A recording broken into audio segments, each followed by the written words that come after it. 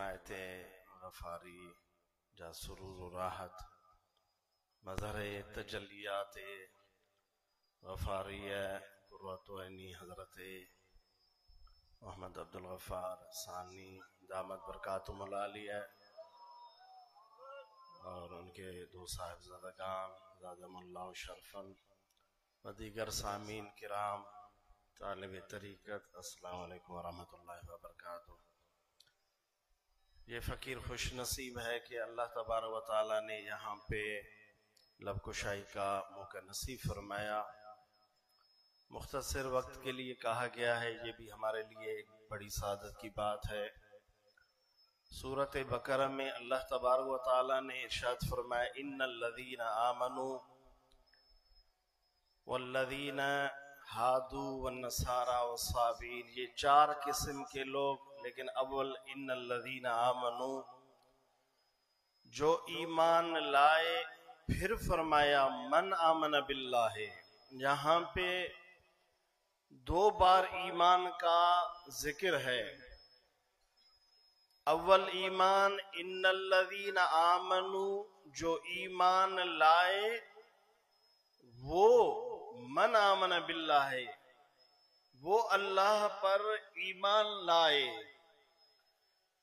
ان کا کیا مطلب ہے؟ ان الذین آمنوا من آمن باللہ، اللہ تبارک و تعالی ان لوگوں کو فرما رہے ہیں کہ جن کے پاس ایمان ہے۔ جب ان کے پاس ایمان ہے، پھر اللہ فرما رہے ہیں کہ جن کے پاس ایمان ہے وہ ایمان لائیں۔ تو اس کا کیا مطلب ہے؟ لگتا ایسا ہے کہ ایمان بڑھتا بھی ہے اور ایمان کم بھی ہوتا ہے، جیسا کہ امام شافعی کا قول ہے۔ امام شافعی کہتے ہیں کہ ایمان بڑھتا بھی ہے اور ایمان کم بھی ہوتا ہے۔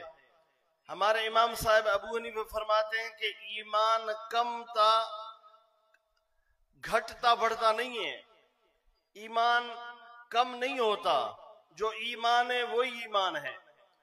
پھر اس حدیث کا کیا مطلب ہے؟ علماء کرام فرماتے ہیں کہ ایمان گھٹتا بڑھتا نہیں ہے، لیکن ایمان کی جو کیفیت ہے وہ گھٹتی بڑھتی ہے۔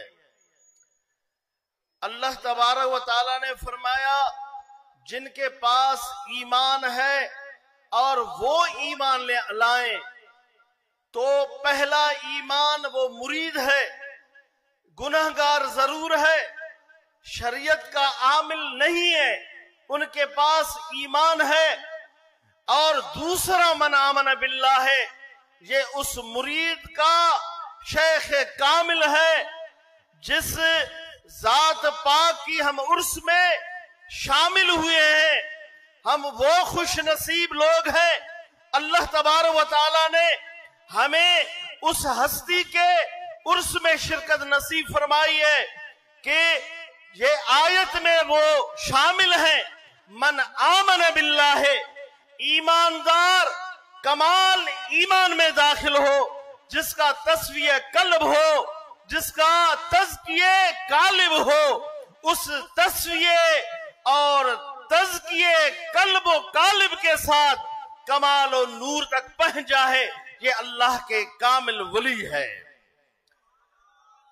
لوگ کہتے ہیں قرآن و سنت میں اللہ کے ولیوں کا ذکر نہیں، یہ من آمن باللہ ہے، یہ دلیل ہے اس بات کی کہ دنیا میں ایسے لوگ بھی موجود ہیں جن کے پاس ایمان کامل ہے، جن کے پاس نور ہے، علم ہے، عمل ہے، اور ان علم عمل کے اثرات ان کے جسم و دل و دماغ پہ ہے۔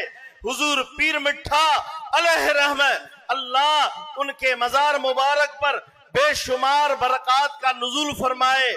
ہم خوش نصیب ہے، ان اللہ کے ولی کے ساتھ ہماری نسبت ہے۔